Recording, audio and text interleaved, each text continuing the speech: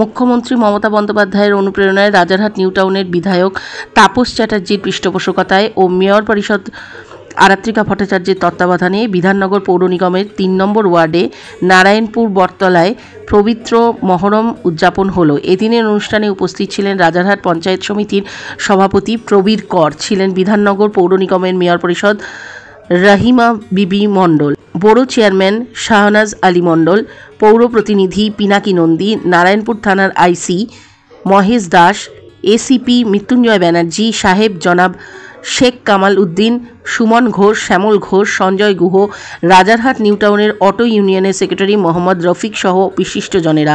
বিধায়ক মাননীয় তাপস চ্যাটার্জি শারীরিক অসুস্থতার জন্য উপস্থিত থাকতে না পারলেও তিনি সকল মানুষের উদ্দেশ্যে মহরমের শুভেচ্ছা বার্তা পৌঁছে দেন।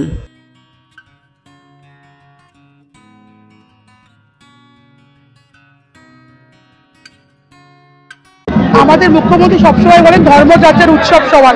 এই প্যান্ডেলটা লক্ষ্য করে দেখতে পারবেন, ওপরে রয়েছে মহরমের বার্তা, নিচে আছে রথের পাশাপাশি দুটো। কালকে আমরা এখান থেকে প্রচুর মানুষকে পাঁপড় ও জিলিপি গ্রহণ করেছি, আজ এখান থেকে খিচুড়া দিচ্ছি। নারায়ণপুর সবসময় সম্প্রীতির বার্তা দেয় আমাদের মুখ্যমন্ত্রী মমতা বন্দ্যোপাধ্যায়ের অনুপ্রেরণা এবং বিধায়ক তাপস চট্টোপাধ্যায়ের নেতৃত্বে। আমরা এই জায়গায় দাঁড়িয়ে আমরা নবীজির জন্মদিন পালন করি, আবার স্বামী বিবেকানন্দের জন্মদিনও পালন করি। তাই নারায়ণপুরের মানুষের মধ্যে কোনো বিভক্তিকরণ করা যাবে না। যে বা যারা যায় কিছুই বলুক না কেন, আমরা সুন্দরভাবে একসাথে রথযাত্রা পালন করেছি, আজকেও আমরা সুন্দরভাবে মহরম পালন করব। প্রতি বছরের ন্যায় এবছরও আমাদের মহরম এখানে প্রতি বছরে হয়। আর এই প্রতি বছরে পুরো রায়গাছি, আমাদের পশ্চিম বেড়াবেড়ি, তারপর দক্ষিণ নারায়ণপুর, এরকম কয়েকটা তাজিয়া এখানে এসে পুরো এখানেই খেলা হয়। খেলাও এদেরকে সময় দেওয়া হয়, এত সময়ের মধ্যে তোমাদের খেলা তোমরা দেখিয়ে এখান থেকে চলে যাবে।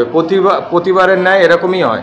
তো আজকে আমাদের যে মাননীয় বিধায়ক যে প্রতি বছর আমাদের সঙ্গে থাকে, এবারে ওনা অসুস্থ হয়ে পড়েছে, এই জন্যে অ্যাপোলোতে ভর্তি আছে। আমরা খুব দুঃখিত, আমরা চাই উনি সুস্থ হয়ে বাড়ি আসুক, আমরা এটাই কামনা করি। আমরা সবসময় এই সহযোগিতায় হাত বাড়িয়ে থাকি। আমার কোর কমিটির পুরো টিম আছে এখানে, এরা সবসময় সহযোগিতায় হাত বাড়িয়ে দেয়। প্রতি বছরে আমাদের আজাদ ভাই আছে, আজাদ ভাই পুরো লাঙ্গার চালায় এটা, ওইখানে বন্ধু মহল আছে, ওরাও চালায়, আরও পাড়াতে চলছে এরকম, এটা সব জায়গাতেই হয়।